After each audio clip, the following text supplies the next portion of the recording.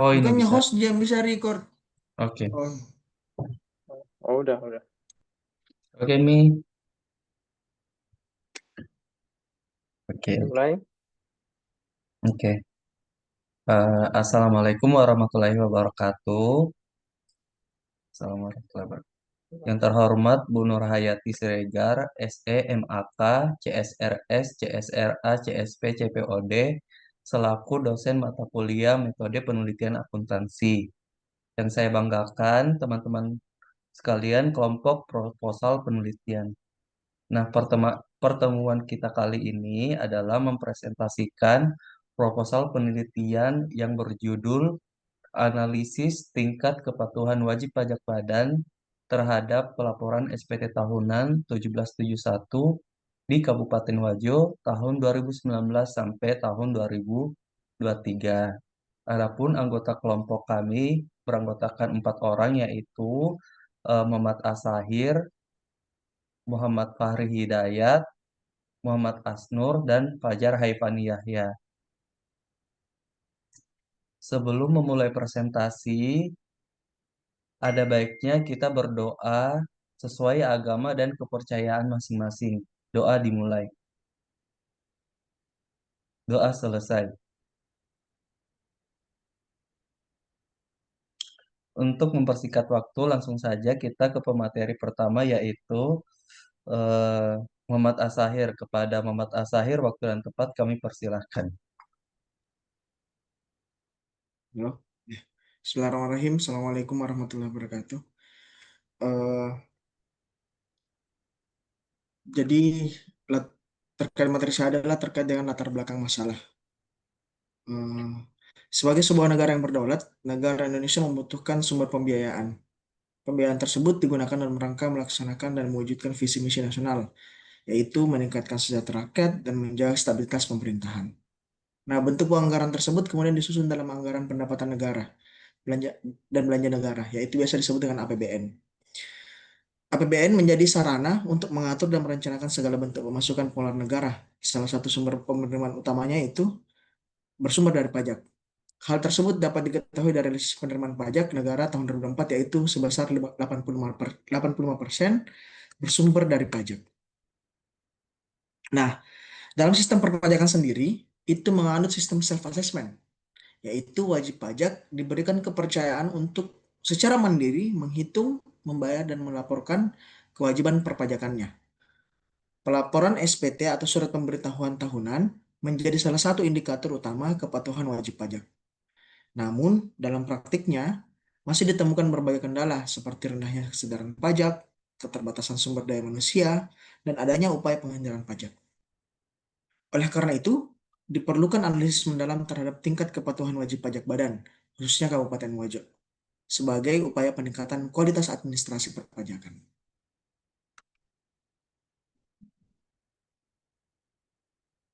Kemudian rumusan masalah yang akan kami angkat pada presentasi kali ini ada dua secara umum. Yang pertama adalah bagaimana tingkat kepatuhan pelaporan SPT tahunan Badan 1771 di Kabupaten Wajo tahun 2019 sampai dengan 2023. Kemudian yang kedua adalah bagaimana pengaruh fasilitas layanan kanal pelaporan terhadap kepatuhan pelaporan SPT tahunan Badan 1771. Dalam hal ini, kanal pelaporan terdiri atas tiga, yaitu pertama penyampaian secara langsung ke kantor pajak atau melalui sarana pos, kedua menggunakan aplikasi DJP online yaitu e-filing dan e-form. Kemudian tujuan penelitian yaitu pertama, untuk mengetahui tingkat kepatuhan pelaporan SPT tahunan badan di 1771 di Kabupaten Wajo dari tahun 2019 sampai dengan tahun 2023.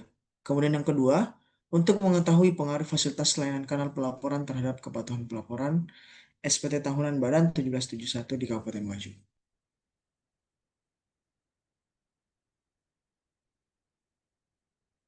Kemudian kami metode penelitian.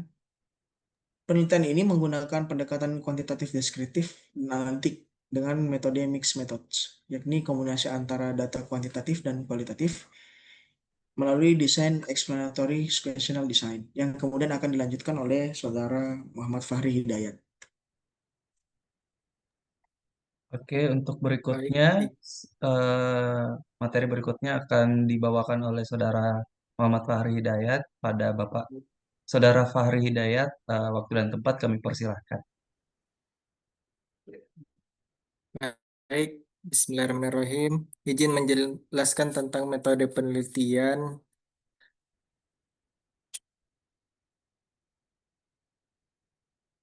Penelitian ini menggunakan pendekatan kuantitatif deskriptif dan analitik dengan metode mixed method, yakni kombinasi antara dua kuantitatif dan kuantitatif melalui desain explanatory secondary design. Pendekatan ini diawali dengan pengumpulan dan analisis data kuantitatif untuk menggambarkan tingkat kepatuhan pelaporan SPT tahunan wajib pajak badan di Kabupaten Wajo, yang kemudian dilengkapi dengan data kualitatif untuk memberikan pemahaman lebih mendalam terhadap hasil temuan kuantitatif.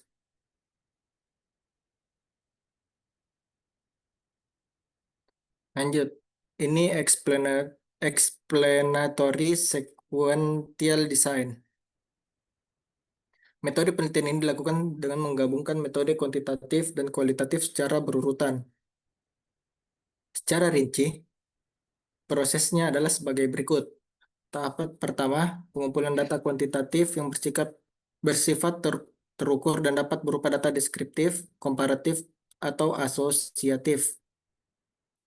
Tahap kedua, pengumpulan data kualitatif yang berfungsi untuk membuktikan, memperjelas, memperdalam, atau bahkan menggugurkan hasil kuantitatif. Hasil dari kedua tahap ini kemudian dianalisis secara terpadu untuk memberikan pemahaman yang lebih komprehensif terhadap masalah penelitian.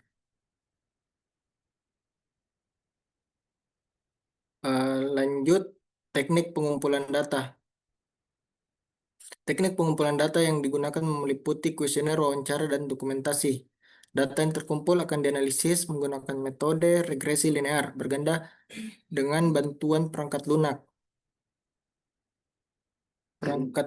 SPSS guna menguji hubungan dan pengaruh antara variabel fasilitas layanan pelaporan dengan tingkat kepatuhan wajib pajak. Pendekatan ini diharapkan mampu menghasilkan kesimpulan yang komprehensif dan relevan terhadap kondisi nyata di lapangan. Siap, terima kasih atas materinya, Saudara Fahri. Berikutnya akan dibawakan oleh saya sendiri, Muhammad Asnur. Statistical Package for the Social Sciences atau disebut juga SPSS. SPSS merupakan sebuah program perangkat lunak yang digunakan untuk mengolah, menganalisis, dan memanajemen data statistik secara mudah dengan antarmuka grafis yang user-friendly. Fungsi utama dari SPSS yaitu pengelolaan data, analisis statistik deskriptif, uji hipotesis dan analisis inferensial, visualisasi data, pengolahan data lanjutan, serta pembuatan laporan.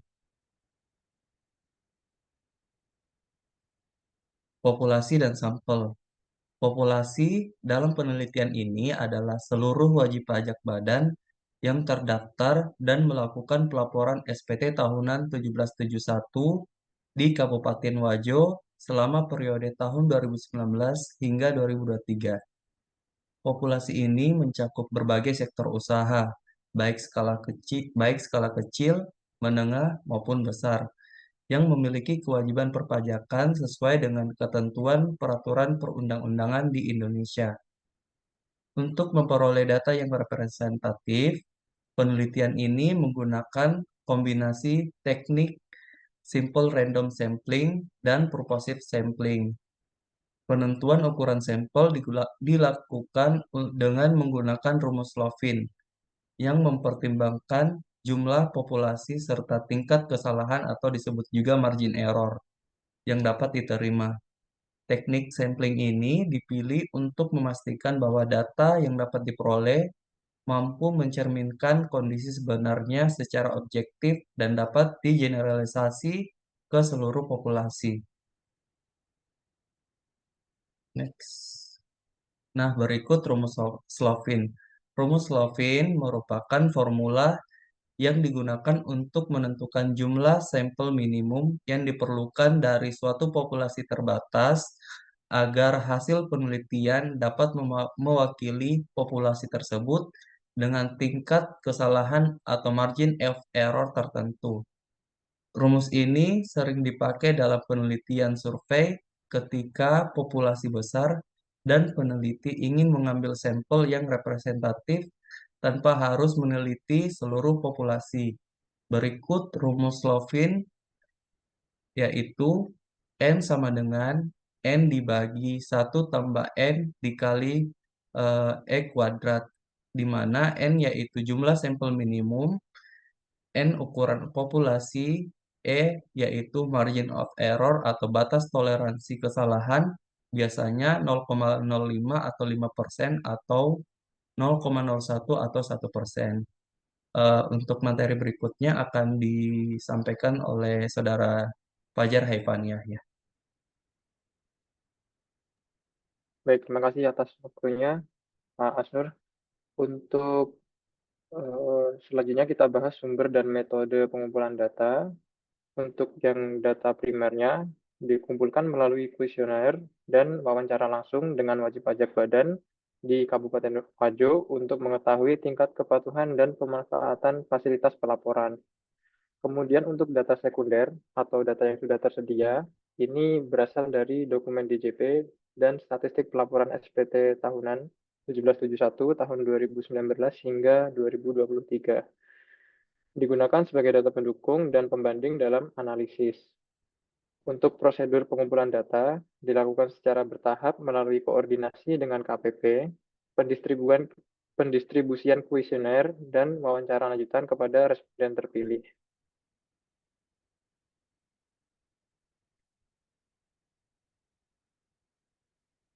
Sebagai penutup, penelitian ini bertujuan untuk memberikan gambaran objektif mengenai tingkat kepatuhan wajib pajak badan dalam melaporkan SPT tahunan 1771, khususnya di Kabupaten Wajo. Fokus utama terletak pada sejauh mana pelaporan dilakukan secara tepat waktu dan sesuai dengan ketentuan.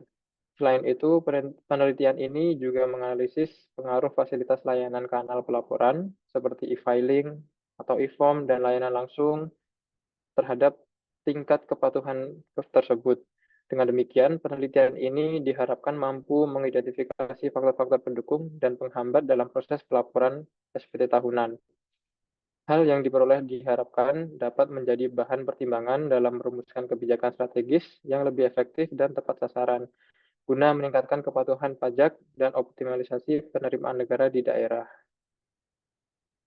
Untuk daftar referensi, yang pertama ada Undang-Undang KUP, sebagaimana telah diubah terakhir kali dengan Undang-Undang Nomor 16 Tahun 2009, kemudian data dari BPS tahun 2025, kemudian ada beberapa jurnal, analisis kepatuhan wajib pajak orang pribadi WPOP atas pelaporan surat pemberitahuan SPT tahunan penghasilan, PPH pada kantor pelayanan pajak Pratama Ciawi Universitas IBN Khaldun yang ditulis oleh Rumi Asih. Kemudian ada jurnal dari Husni dan kawan-kawan tahun 2018 yang berjudul Analisis Penerapan e-filing sebagai upaya peningkatan kepatuhan wajib pajak badan dalam penyampaian SPT tahunan wajib pajak badan di KPP Pratama Pandeglang, Universitas Bina Bangsa, Banten.